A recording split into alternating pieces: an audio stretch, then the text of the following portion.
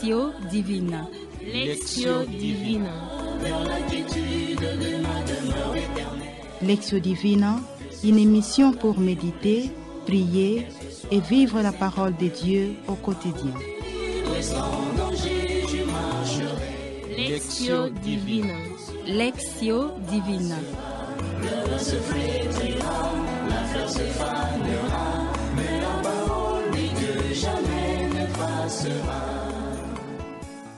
La fête de Pâques, l'événement fondateur de notre foi, la fête de Pâques, le sommet des événements chrétiens.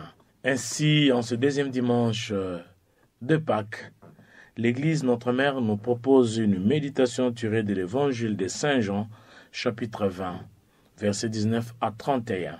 Ce deuxième dimanche de Pâques, considéré, qualifié le dimanche de la divine miséricorde, où Dieu ne nous regarde pas tels que nous sommes, mais Dieu nous soutient, nous relève, nous réoriente, nous rassure et nous utilise tels que nous sommes, tout en nous donnant une nouvelle piste, un nouvel élan, une nouvelle orientation pour son évangile. Ainsi, nous vous invitons à la prière. Au nom du Père, du Fils et du Saint-Esprit. Amen.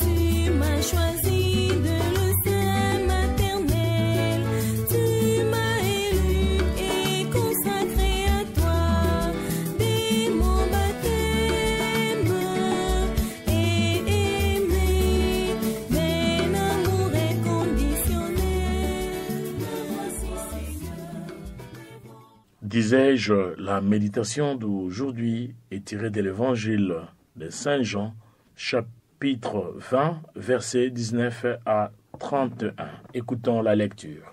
Évangile de Jésus-Christ selon Saint Jean, chapitre 20, versets 19 à 31.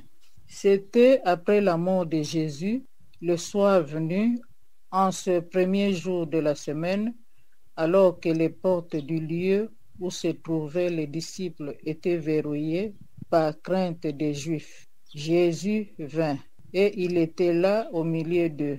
Il leur dit, « La paix soit avec vous. » Après cette parole, il leur montra ses mains et son côté. Les disciples furent remplis de joie en voyant le Seigneur. Jésus leur dit de nouveau, « La paix soit avec vous. De même que le Père m'a envoyé, moi aussi je vous envoie. » Ayant ainsi parlé, il souffla sur eux et il leur dit, « Recevez l'Esprit Saint.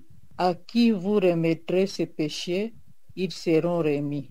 À qui vous maintiendrez ces péchés, ils seront maintenus. » Or, l'un des 12, Thomas, appelé Didyme, c'est-à-dire jumeau, n'était pas avec eux, Jésus était venu. Les autres disciples lui disent, « Nous avons vu le Seigneur. » Mais il leur déclara, « Si je ne vois pas dans ses mains la marque des clous, si je ne mets pas mon doigt dans la marque des clous, si je ne mets pas la main dans son côté, non, je ne croirai pas. » 8 jours plus tard, les disciples se trouvaient de nouveau dans la maison et Thomas était avec eux. Jésus vient alors que les portes étaient verrouillées et il était là au milieu d'eux. Il dit, « La paix soit avec vous. » Puis il dit à Thomas, « Avance ton doigt ici et vois mes mains. Avance ta main et mets-la dans mon côté. Cesse d'être incrédule. Sois croyant. » Alors Thomas lui dit, « Mon Seigneur et mon Dieu. » Jésus lui dit, « Parce que tu m'as vu, tu crois. Heureux ceux qui croient sans avoir vu. » Il y a encore beaucoup d'autres signes que Jésus a faits en présence des disciples, et qui ne sont pas écrits dans ce livre. Mais ceux-là ont été écrits pour que vous croyiez que Jésus est le Christ, le Fils de Dieu, et pour qu'en croyant, vous ayez la vie en son nom. Acclamons la parole de Dieu. Louange à toi, Seigneur Jésus. À présent, prenons quelques moments de silence pour méditer ce que nous venons d'écouter.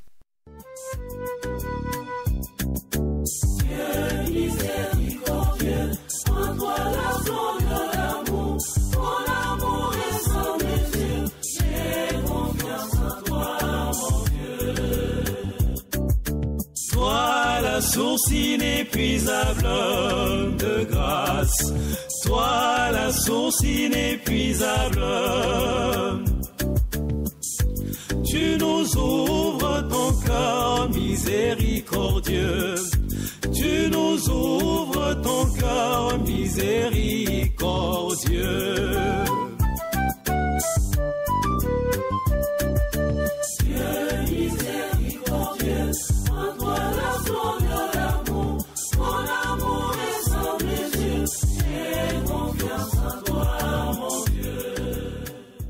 Nous pouvons passer au partage biblique où chacun va nous dire ce qui a retenu son attention.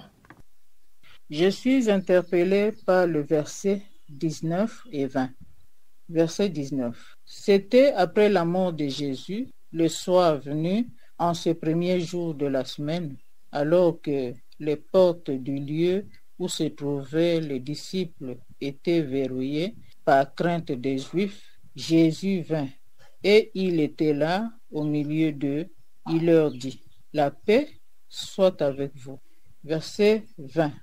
Après cette parole, il leur montra ses mains et son côté. Les disciples furent remplis de joie en voyant le Seigneur. Je suis profondément touché par les versets 28 et 29. Je cite, « Alors Thomas lui dit, « Mon Seigneur et mon Dieu. » Jésus lui dit, « Parce que tu m'as vu, tu crois. Heureux ceux qui croient sans avoir vu. » Fin de citation. J'ai été touché par ce verset. Jésus vint et il était là au milieu d'eux. Il leur dit, « La paix soit avec vous. » Le verset qui m'avait beaucoup touché dans cette parole est celui-ci. Jésus vint et il était là au milieu d'eux. Pour approfondir davantage notre méditation, nous vous prions pour la seconde fois. Nous pouvons partager. Cette fois-ci, nous partageons ce que le Seigneur nous interpelle, ce que le Seigneur nous enseigne, ce que le Seigneur nous donne comme un message pour nous, mais aussi pour l'édification de notre communauté. Le premier dimanche après Pâques, c'est le dimanche de la miséricorde divine. La miséricorde divine de Dieu exprime la bonté par laquelle Dieu fait grâce aux hommes, aux pécheurs, dans le mystère de la mort et la résurrection de Jésus-Christ. La paix soit avec vous. Jésus veut que nous demeurions dans la paix. Pas une paix vient de Dieu. Une paix qui réconforte, qui nous libère, qui nous fortifie. Pour fortifier les autres, afin qu'ils retrouvent l'espérance. La foi est personnelle. Dans la rencontre avec Jésus-Christ, dans les périodes difficiles, Jésus nous donne réellement la paix qu'il nous souhaite afin de nous réconforter et nous rassurer dans l'état d'angoisse où nous nous trouvons. Jésus répète le salut. Ce souhait de paix du ressuscité est un bien spirituel, un don intérieur. Le pape François est un exemple de personne qui a vécu la miséricorde. Il a plaidé pour les pauvres, les immigrés, les prisonniers, le néocolonialisme dans le monde, la paix dans le monde. Jésus ressuscité nous invite à accompagner nos salutations d'une prière et d'un espoir que la paix soit avec vous. Amen. En ce deuxième dimanche de Pâques, je célèbre aussi le dimanche de la divine miséricorde. Alors que le disciple de Jésus était caché dans la maison par crainte des Juifs, Jésus apparut à ses disciples. Jésus a dit à ses disciples que la paix du Seigneur soit avec vous. Cette parole m'apporte la paix qui vient de Jésus. Cette apparition de Jésus fait m'associer pour annoncer la bonne nouvelle au monde entier. Comme ça m'arrive aussi d'avoir des doutes comme Thomas, cette parole m'interpelle de savoir que Dieu aime collaborer avec des gens imparfaits. Pour moi, Jésus est le modèle à suivre parce qu'il fait ce qu'il enseigne. Aujourd'hui, Jésus m'accorde la paix pour dire qu'il accorde à tout le monde. Donne-moi cette paix dans ma famille, dans mon milieu de travail, dans mon quartier respectif. Dans certains cas, il faut que j'enlève le doute. Et maintenant, je crois en Jésus-Christ parce qu'il est le Christ, le Fils de Dieu, parce que je viens de trouver la vie en son nom. Amen. Après cette parole, il leur montra ses mains et son côté. Les disciples furent remplis de joie en voyant le Seigneur. Chers frères et sœurs dans le Christ, en ce dimanche de la divine miséricorde, nous aussi, comme les apôtres, voulons faire une expérience unique du ressuscité par la présence du Seigneur avec les mêmes paroles. La paix soit avec vous. Ces paroles que chacun de nous utilise pour débuter une rencontre, une prière et pour commencer une belle journée, souhaiter une bonne chance, une bonne santé, etc. Ça montre les signes de la passion du Christ avec la célébration de l'Eucharistie. Quand nous sommes réunis, voici que le ressuscité est parmi nous, comme au soir de Pâques et 8 jours après. Chrétiens, il nous est recommandé au jour du Seigneur d'aller à l'église pour prier afin de faire l'expérience de Dieu, parce que Jésus se rend présent là où la communauté est rassemblée. Je me suis préparé pour vivre cette expérience de la venue de Jésus au milieu de nous. À ce moment-là, j'ai senti que ma foi a commencé à être renouvelée et je me suis rendu compte que Jésus est vainqueur de la mort parce que j'ai reçu sa paix et son esprit. Je suis entièrement transformé, ma crainte et mes doutes ont disparu. C'est alors que je suis prête à devenir son témoin. Amen. La rencontre avec le Christ ressuscité doit m'amener à la foi, car la foi vient de ce qu'on entend et de ce que l'on voit. Saint Thomas, qui passe de l'incrédulité à la croyance, va professer la foi après avoir vu le Seigneur. Mon Seigneur et mon Dieu. Jean chapitre 20, verset 28. Dieu, en soi, aime collaborer avec des gens imparfaits dont je le suis aussi. Il appelle souvent des personnes imparfaites pour les transformer et leur donner la force dans leur séquela Christ de les suivre. Il m'appelle moi aussi pour me transformer dans le but de m'attacher à lui, d'être à son service, devenir son instrument pour le témoigner à toutes les nations, en commençant par mon pays d'abord, mon entourage, ma famille, ma communauté de vie, dans mon lieu de travail, pour lui en faire des disciples et transformer le monde. Le Seigneur m'invite à une foi solide et avec une bonne dose de foi dans ma joie, dans ma foi quotidienne. Le doute de Thomas, comme un mal nécessaire, nous a conduit à une grande profession de foi. Mon Seigneur et mon Dieu. La résurrection de Jésus me transforme et me donne le courage d'annoncer alors dans un élan de foi à mes sœurs et frères que nous sommes sauvés par cette exaltation de sa miséricorde et amour à l'homme qui était dans l'ombre du péché et de la mort.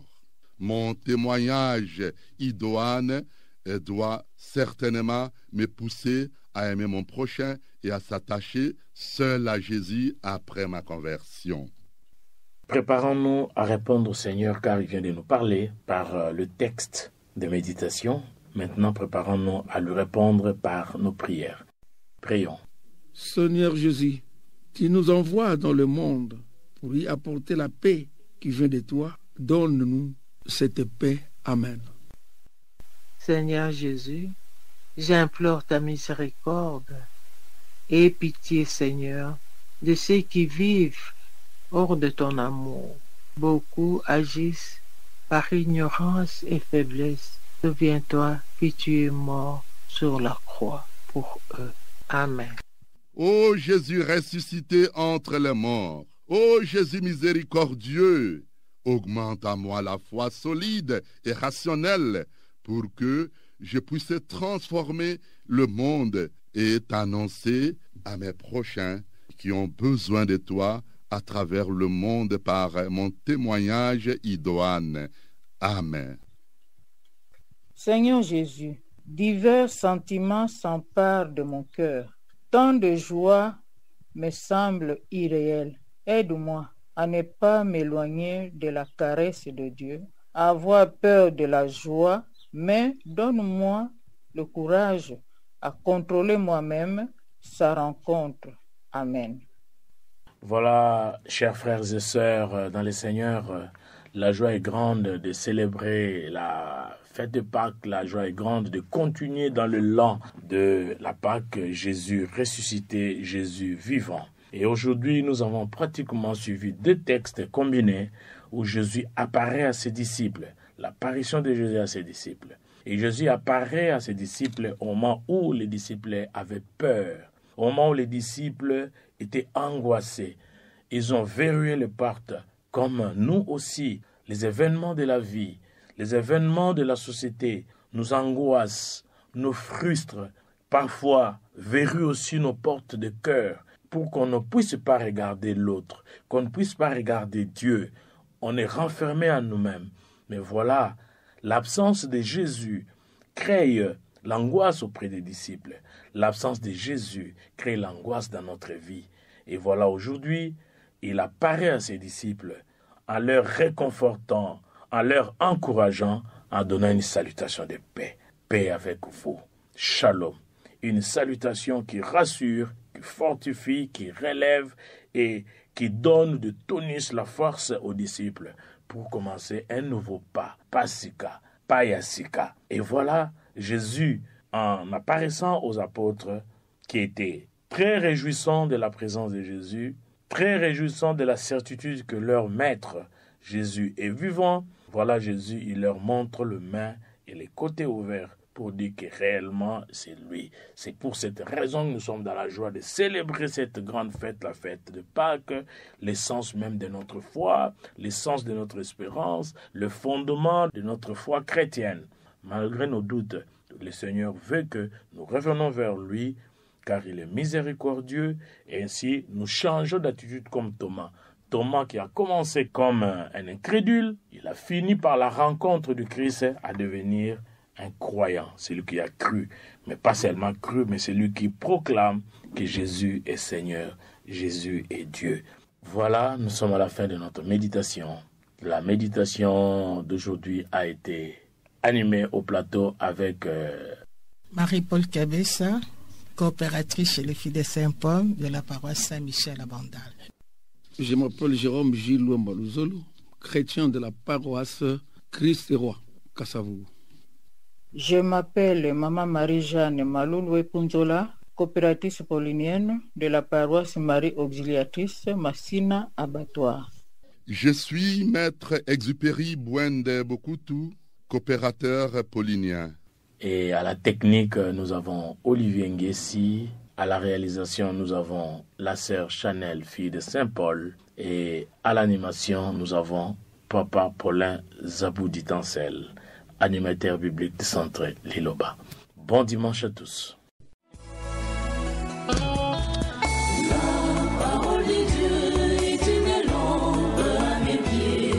Je marcherai joyeux. Lectio Divina. Lectio Divina. Lectio Divina, une émission pour méditer, prier et vivre la parole de Dieu au quotidien. Lectio Divina. Lectio Divina. Mais la parole de Dieu jamais ne passera.